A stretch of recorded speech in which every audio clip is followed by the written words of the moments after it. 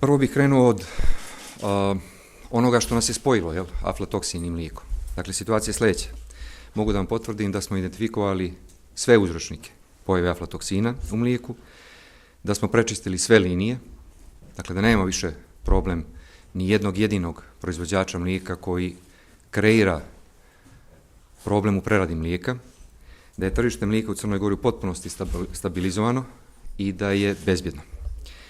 Da za sada nemamo problema sa domaćim proizvođačima mlijeka, da se uvoz mlijeka redovno prati i kontroliše, kad god otkrijemo prisustvo aflatoksina po već ustaljenoj proceduri to mlijeko se vraća.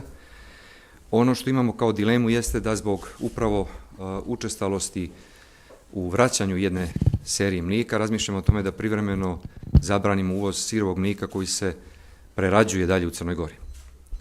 Još ćemo držati pod pažnjom ovaj problem i ukoliko se nastavi ono što smo do sada vidjeli, morat ćemo donesemo takvu odluku. I na kraju ono što je novina jeste da smo formirali jednu posebnu komisiju koja se sastoji od različitih eksperata, a koji će dalje držati pod budnim okom pažnje problem aflatoksina.